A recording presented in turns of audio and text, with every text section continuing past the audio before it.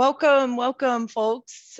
Give folks a minute or two to get your audio connected, and we'll kick off in just a minute or two. So thank you for staying muted in this call today, because we're going to have a whole bunch of people in this here Zoom.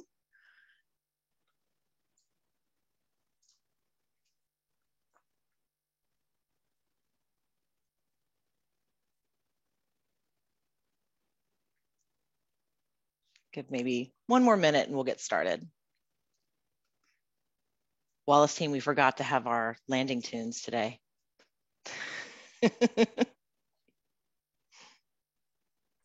Just play your favorite funk song in your head. Yeah, there you go.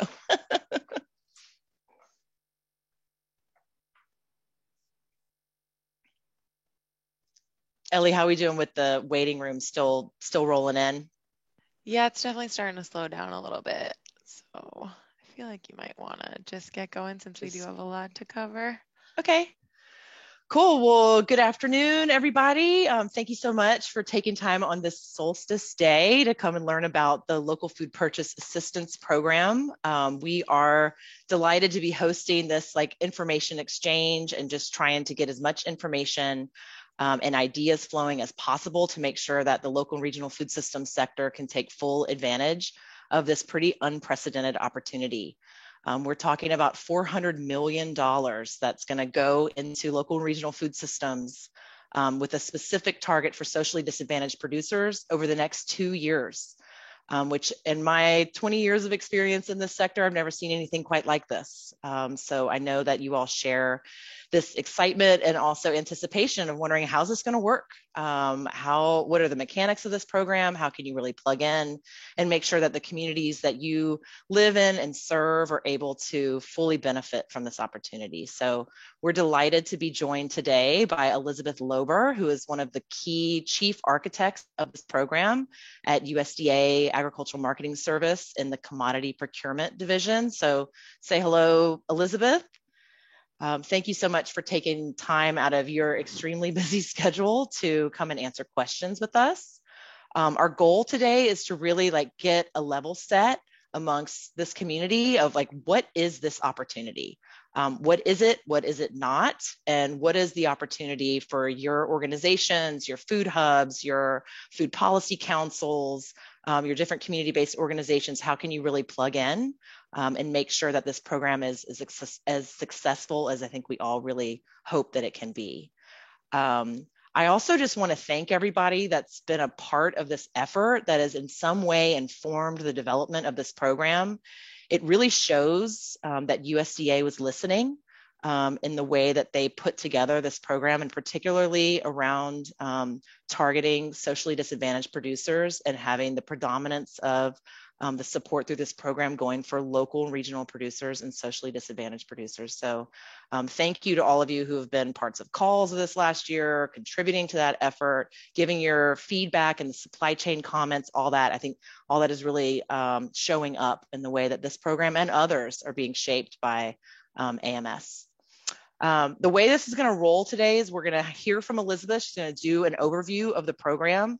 Then we're going to break out into small groups just to be able to kind of coalesce our questions. We've got 85 people on the call, so if we just use the chat for questions, it would get pretty hectic. So we're going to use breakout rooms strategically to try to distill down the questions of what are the real questions that will help the collective better understand this opportunity. And we'll also do a little bit of brainstorming of what are some of the resources and additional information that you might need to be able to activate in your communities now. We are just, again, going to try and channel and distill questions. We will likely not be able to answer all the questions today, but USDA has been really responsive to the questions that we've sent so far and has been channeling those into the FAQ that's on the website for this program. So we'll be sure to, anything that we don't get answers to today, we'll channel those to USDA and ask that they respond to them in the FAQs.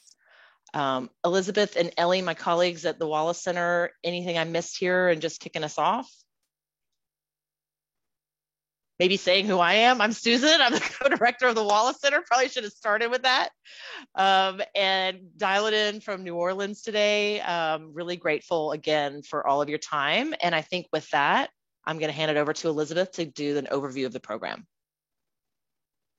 Sure. Well, thank you, Susan, and thank you for inviting me to join you all today.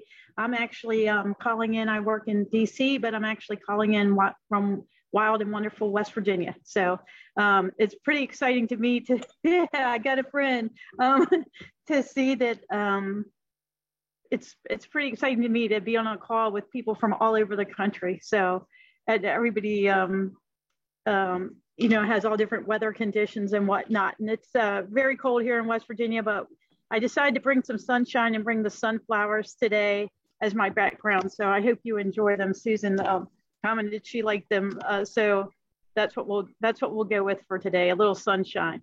So this program, the Local Food Purchase Assistance Program, really was born out of lessons learned from the Farmers to Families Food Box. So many of you may have been familiar with that program. We started that as a temporary program to help a short-term emergency situation. And, it did a lot of things well, but there was also some things that are lessons learned from that we have taken forward into this new program, and hope that we can address some of those things that, we felt like, and we got a lot of input from organizations such as the Wallace Center and from others about things that could have been done differently. And as a result of sort of those lessons learned, this program has been developed to move forward and perhaps be a more sustainable long-term solution.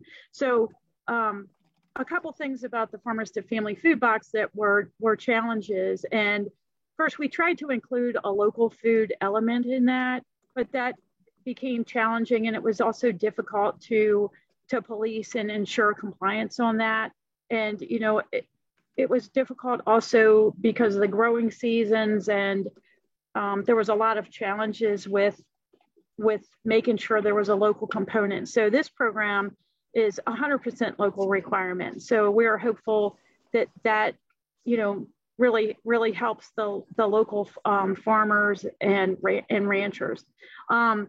The other thing was the suppliers chose the distribution organizations, the nonprofit organizations that they partnered with. And in some cases, it didn't result in the entire state receiving an equitable distribution of food. So because of both of those reasons, we've added, this program has the requirement that everything has to be local, right? The food has to be local, and the producer, processor, vendor, they have to be local. The other thing is the distribution. We felt that states could better handle ensuring that we had the local and ensuring that the distribution was more equitable across the state. So that's kind of a little bit of background on how some of the provisions of this program came about. And hopefully, this program will be successful. And if it is, maybe it'll be a program that can continue past this first 2-year period. So some of the goals of the program is to, overarching is to maintain and improve food chain supply chain resiliency. And it does that through a couple things. It provides an opportunity for states and tribal governments to strengthen their local and regional food systems. It's to help to support local and socially disadvantaged farmers and ranchers through building and expanding economic opportunities.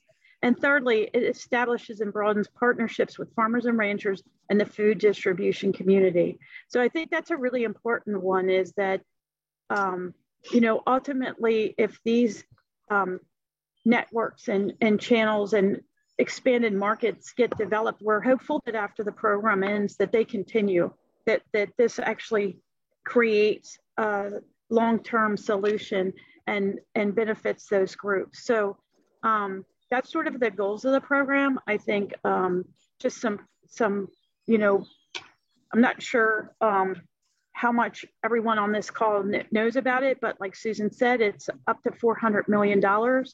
The proposals will be from state and federally recognized tribal governments. So those are the entities that can apply. Now they can partner or collaborate with other groups such as nonprofits, for-profits.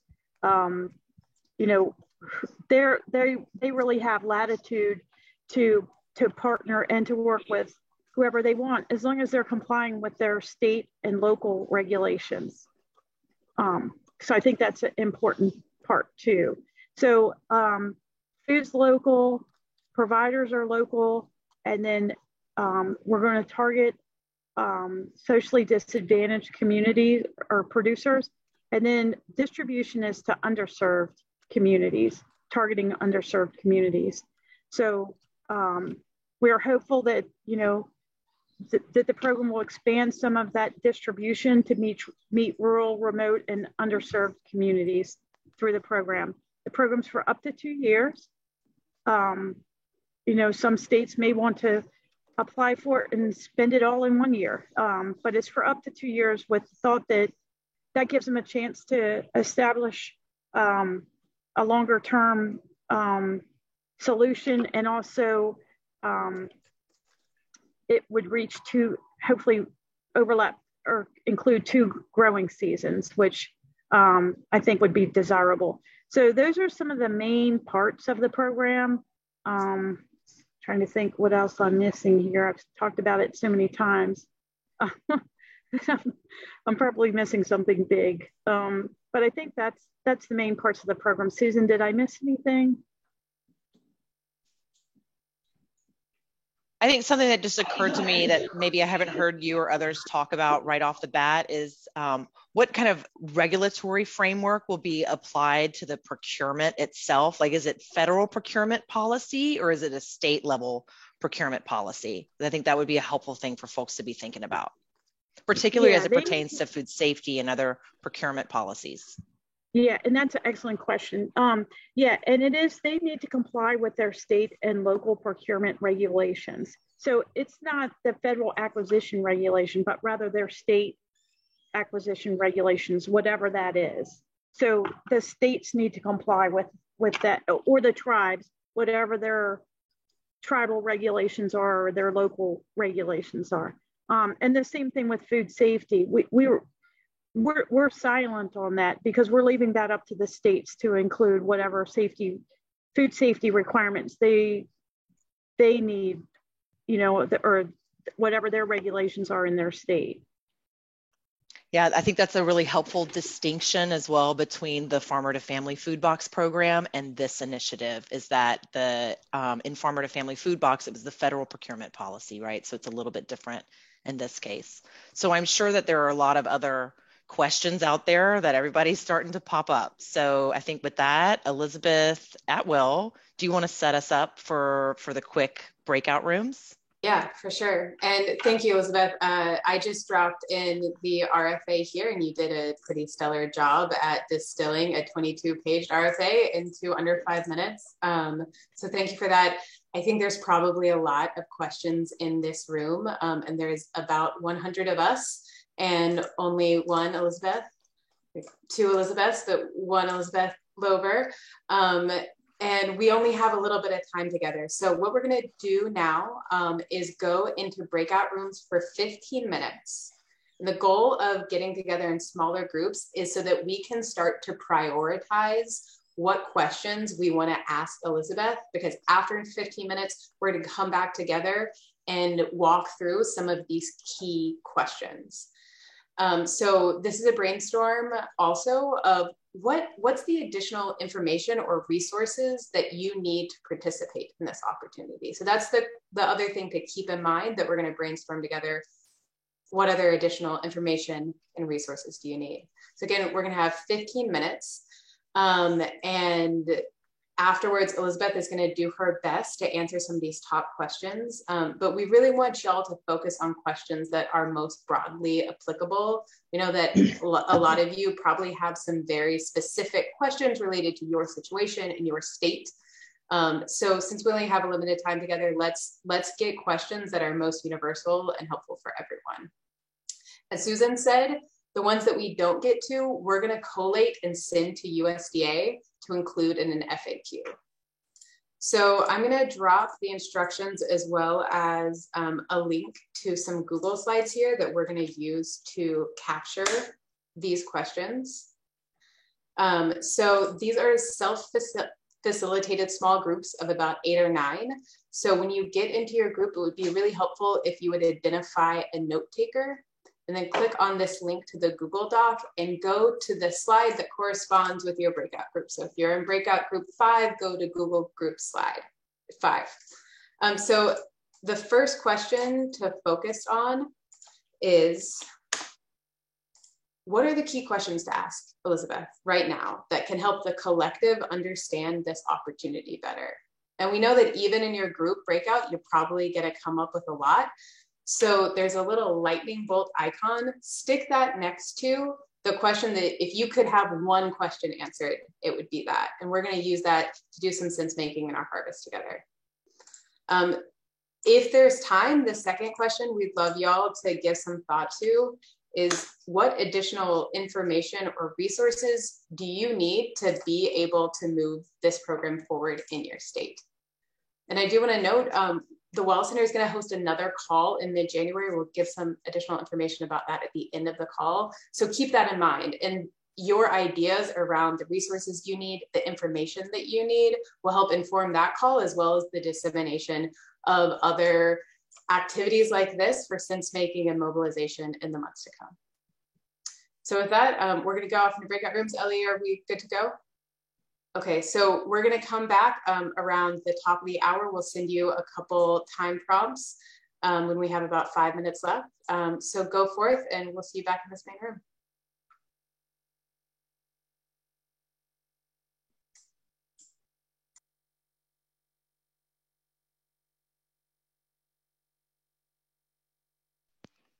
Kate, I didn't know if you wanted to go into a breakout room, so you are more than welcome to, or you can stay back and try and sense make while we're waiting. Awesome, welcome. I know that was never enough time. It's never enough time. There are a lot of questions here. So thank y'all for bearing with us and helping to do some sense making. So now we're gonna get into some Q&A with Elizabeth. So thank you for listening to your questions. We're going to try and get as many as we can. Again, we're definitely not going to get to all of these. We will, we are taking notes. We'll share those back with you.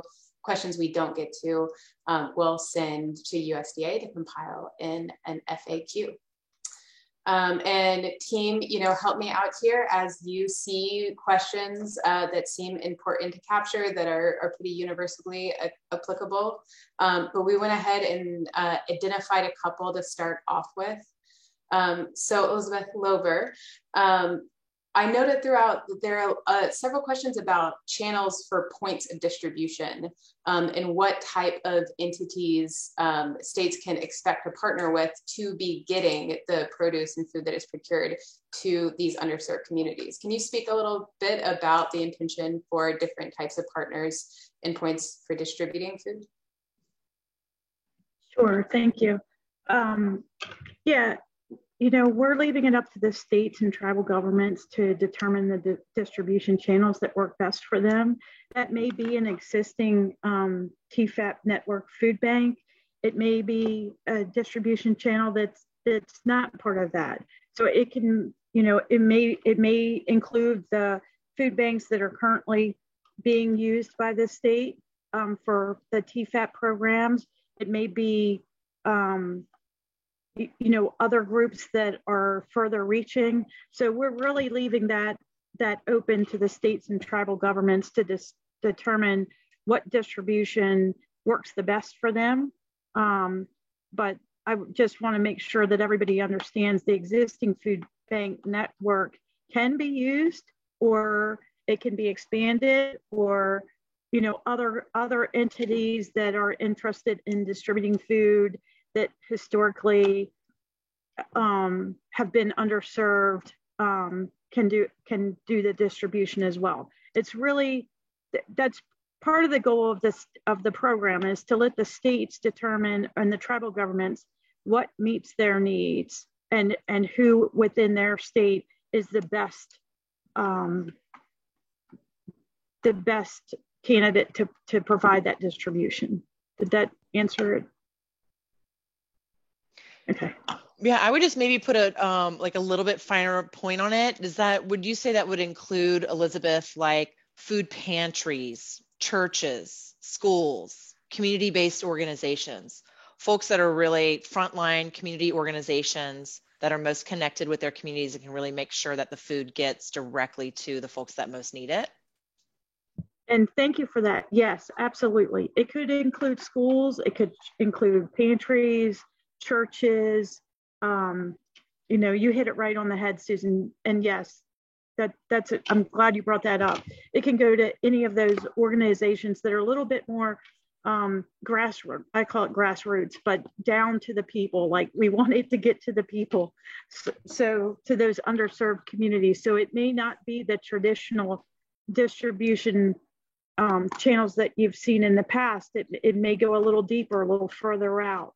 You know, it won't have the same requirements as some of the other existing USDA programs. It's up to the states to determine how best to go. But yeah, and a good point. It could go to churches. It could go to food pantries. It could go to boys and girls clubs. It could get distributed in whichever ways make the most sense and get to the underserved communities.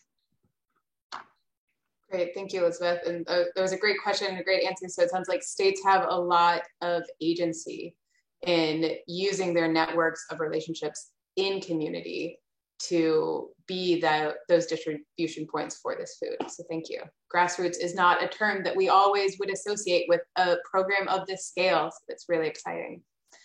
Okay, another theme that we're seeing a lot in questions is around pricing, of course.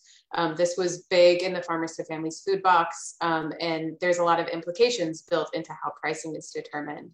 Can you speak a little bit to the pricing framework for this program, if there are any particular requirements or priorities around pricing?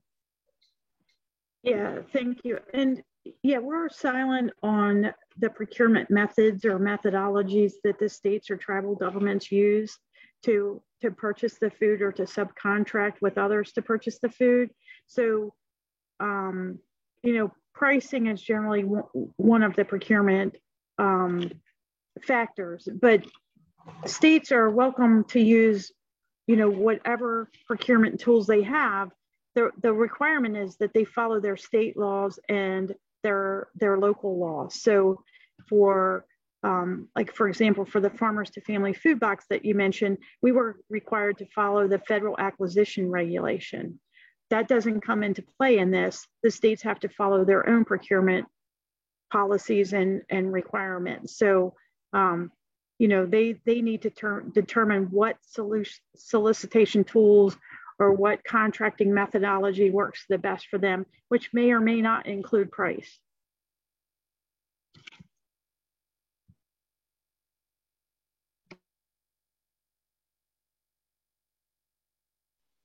Oh, you're on mute, I was muted. Sorry, this is my first time being on Zoom. I'm going to keep us rolling, though I know we could go deeper into all of these questions, but we got a lot to cover. So Elizabeth, we also saw a lot of questions around infrastructure, folks saying we need to build up suppliers, we need to build up production within the value chain, especially for socially disadvantaged producers. Noting that many small and minority-owned farms and businesses lack the connectivity and the support that are needed to scale production, especially to this size. Within this program, we saw in the RFA that there is the bulk of funding needs to go directly to food purchasing, but are there any provisions around providing support for producers or for that value chain infrastructure? Yeah, I'd like to point out too that FNS has a what's called Reach and Resiliency grant that is to provide infrastructure for states to help with their food distribution. So that's an infrastructure grant that's available for state governments, and we can, get that link. I think we probably reference it on our website, but we can definitely get that link to you. As far as support, I think it's important to note, and I didn't mention this earlier, but want to make sure I mention it now, is that on our web, this is a cooperative agreement, right? It's different than a grant. A cooperative agreement is where the government also provides some technical assistance and technical help. So one of the things that we're doing is we put together an outreach resource website. And that website includes some resources to help underserved or socially disadvantaged communities with some of the things that might help them scale up to size or do things to help them. So we did add that additional resource to the socially disadvantaged communities. There's two parts to that. There's resources for states and tribal governments, and then there's also resources for socially disadvantaged and underserved communities. So, and as we go, as we find additional resources, we want to enhance that website and keep building it. We started with what we knew. So there's links to some USDA resources and also some grant holders of USDA grants that are providing some technical resources. But as we learn about more opportunities, we will enhance that webpage and continue to develop it. Okay, thank you for that. And we'll get those links and share those out with the notes as a follow-up to this. I know we're talking about a lot of links and a lot of resources. We'll make sure y'all get all of those. So there are also several questions here about the need for convening with state partners alongside community-based stakeholders.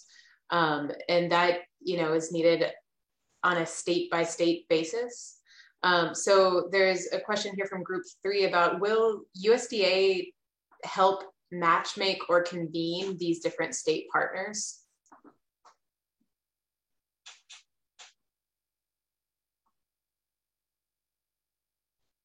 Sorry, my dog's barking. Can you repeat? Yeah, for sure. That sounds like a big dog. This is live. This is really live. Could you repeat that question? Yeah, for sure. So several folks have noted the need for building relationships between the various different community stakeholders that would be involved in a program like this and these state agencies. So there's a question here about, does USDA have the capacity or intend to help do some of that matchmaking and convening between the different state-based community stakeholders and their state agencies? Yeah, I think it's important to note too that, our agreement and our cooperative agreements are going to be with the states and with the tribal governments. So,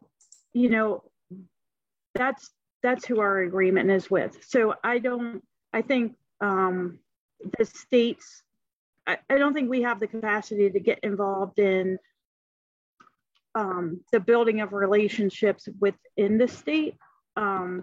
So, I think probably the answer to that is, that's not part of the scope of what we have planned. How's that? Elizabeth, if I could just ask kind of a little bit of a follow-up question there, though. It is a requirement within the application to illustrate and demonstrate existing relationships with community organizations, distribution organizations, and producer organizations to be able to kind of make those links between socially disadvantaged producers and underserved communities. Like, that's part of the application process, right? So a state would need to demonstrate its relationships and its partnerships in the application to AMS. Yes, but I think also, if a state, we expect them to expand those relationships, right? So in addition, we would expect them to tell us, what are you going to do to expand those relationships?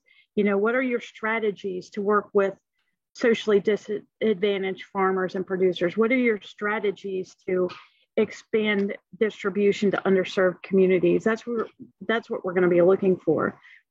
How are you going to carry this out? How are you the goals, and what existing relationships do you have, and what relationships do you plan on building, and how are you going to do that? All right. I'm seeing a lot of +1s in the chat here to Roberto Meza's question. Roberto, would you be willing to unmute and ask this question? Yeah, sure. Hi, everyone. So it is amazing that there is a focus on socially disadvantaged farmers.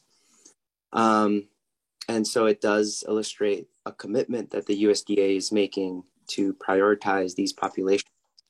But along with that, we need to understand, what are the values that we're operating within agriculture, and specifically with this opportunity, how do we incentivize procuring from farmers that are treating their workers well, paying them a living wage, promoting animal welfare, and ensuring environmental sustainability?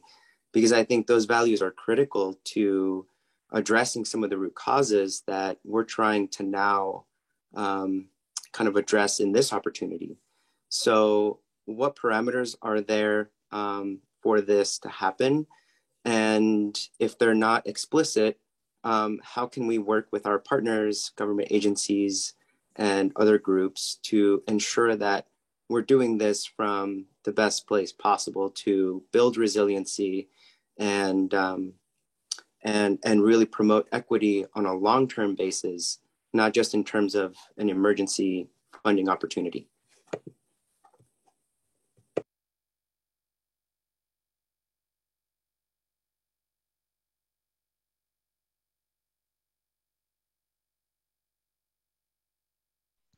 Elizabeth, you're still muted. Okay, now can you hear me? Yep. Well, it's not working. Could change any minute, but right now she's not working. Yeah, I think that those things that you mentioned, Roberto, that's something that's certainly the states could address in their solicitations and in their requirements, as long as it complies with their state and local regulations. For the purpose of this program, our reach is to target socially disadvantaged farmers and producers, and for distribution to go to underserved communities. The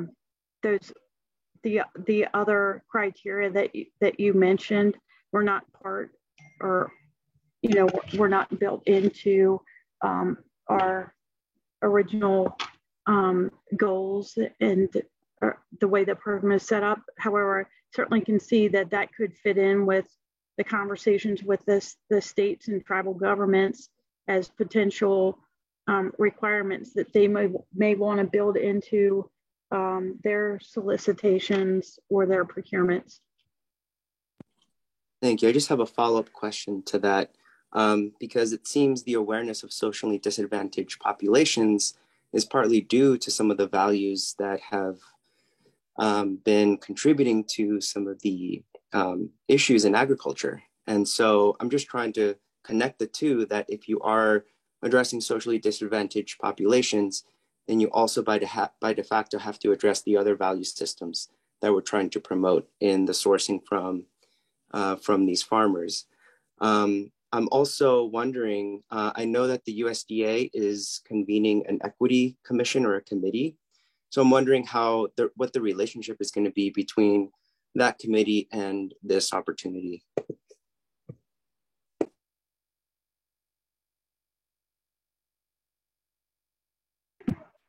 And, I don't think I can answer that right now, because I've heard about this group, but and what their objectives are, but I have not had any contact with them. Thank you. Thank you for that question, Roberto. And I want to lift up Susan's comment here that state level advocacy is going to be really, really important as these programs start to take shape on a state by state basis.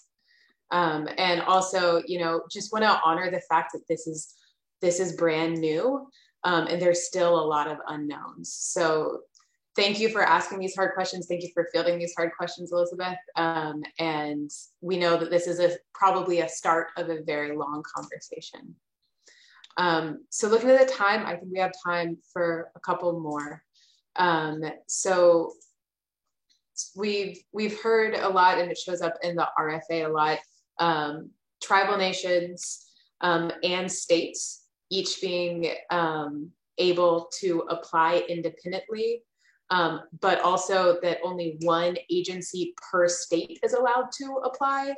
So does that mean that tribal nations and a state agency that are located in the same state can each apply independently? Yeah, that's a good question. One agency, maybe to clarify, one agency in the state government, but we also, the tribal governments are considered separately. So if there's federally recognized tribal governments that want to apply, they'll be considered separately than the state agency that applies. Okay. Elizabeth, there's a couple of questions about local, particularly for some of the food sheds that cross over state borders. And I wonder if you could just clarify the 400 miles definition of local. Is that from the point of procurement or of distribution? Yeah, and that's from the to the point of distribution. Okay, so you could have, so just to clarify, you could have a point of distribution that, say, on the border of Texas that is procuring from New Mexico, but that's within 400 miles. That's correct.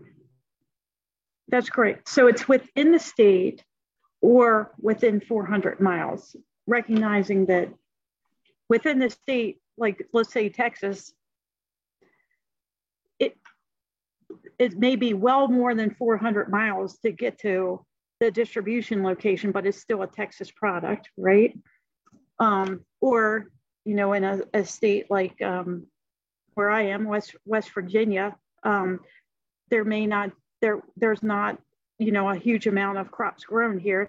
Products may come from Virginia, they may come from Pennsylvania, they may come from Maryland, because they're within 400 miles, but they're not within the state. So both ways. I'm also noticing a couple of questions just about administrative costs, and wondering if you could maybe clarify some of the kind of operational costs as compared to the procurement costs. I know it says that the predominance of the cooperative agreement of the funding needs to go towards actual food purchases. Is there any more clarity you can provide about how these funds should be used? And is there any limitation on the administrative costs, particularly overhead for a state agency? Right. Yeah, we didn't include a limit on the administrative costs that could be requested. However, you know, this is a feeding program. We want the money to be used to purchase food, and so, you know, we say the predominance, but we really mean that. We want the success of this program is helping the groups that we're trying to help, the socially disadvantaged farmers and producers, and distributing to underserved communities. So while we didn't have a limit, that's our goal, is as much money as possible to be used for procurement.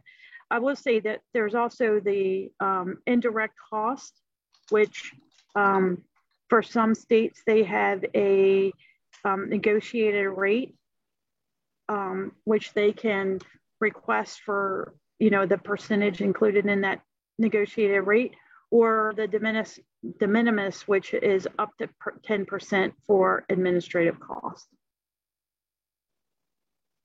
Great, We thank have you. we have seen questions about equipment as well, and I think it's important to kind of go back and make sure everybody reads the RFA, the request for application, and also, you know, referenced in the RFA is the terms and conditions. And then if you look at the terms and conditions, you'll find that you know, equipment is limited to rentals and leases that will occur within the period of the agreement.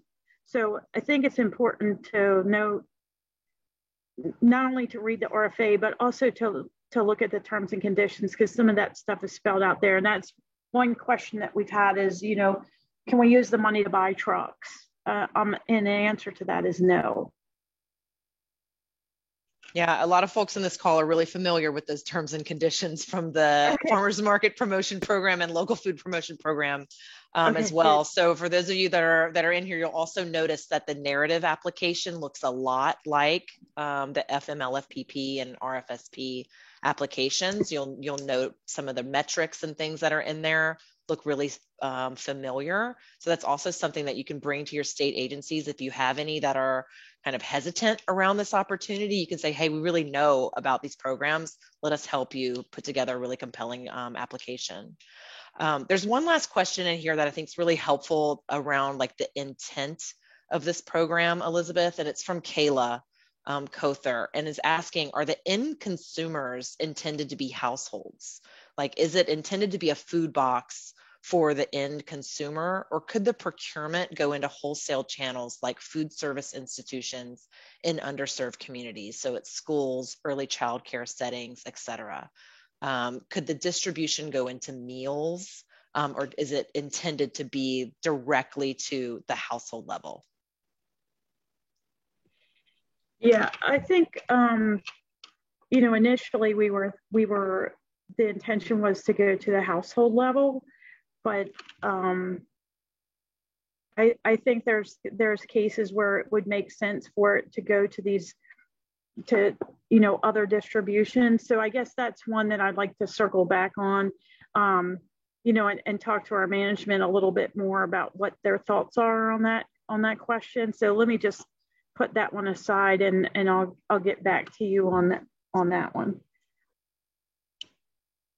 Before we end, though, one of the things that you guys had talked about was resources needed. So, you know, I would like to know what resources states need. You know, what would help them. And I also want to say that, you know, this is a cooperative agreement. So, you know, we're here to help the states with their application process, and, you know, to provide assistance to them and to help them, because it's going to be a collaborative effort. You know, it's an agreement, it's a cooperative agreement. So it's a non-competitive. They don't need to compete against each other for the funds. We want to work with the states and tribal governments. So I just wanted to mention that as well.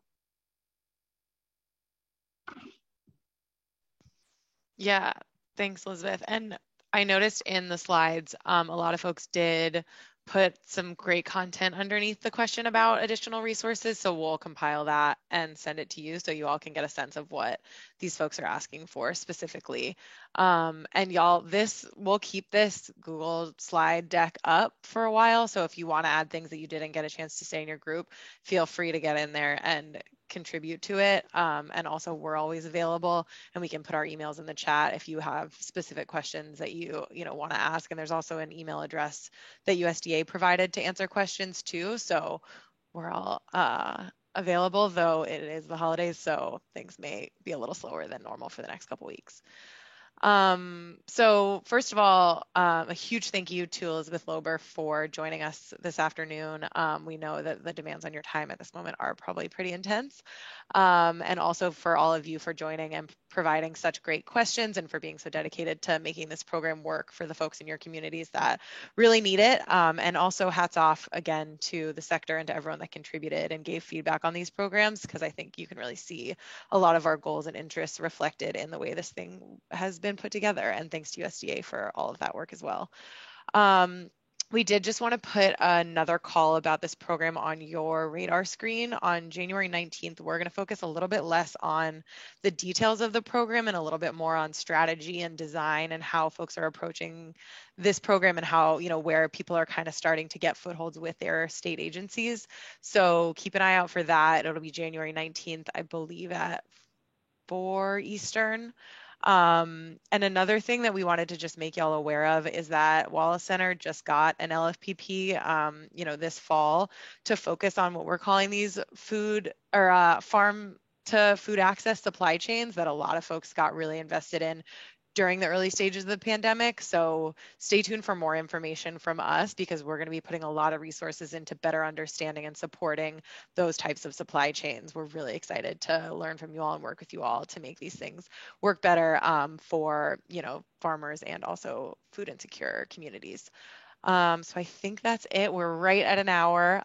We did record this call, or are recording this call, and we'll share it with you and also the rest of the network for folks that had to jump earlier who weren't able to join today. And we also took a lot of notes. So we'll share the notes, we'll share the slide deck, and we'll share the recording. And wishing you all a very happy solstice. It's going to start getting lighter earlier tomorrow, which I'm very excited about. And happy holidays. I hope everyone gets to get some rest and spend some time with their families. I'm going to drink some eggnog, and thank you all. And happy holidays and happy solstice. Good luck. Thank you.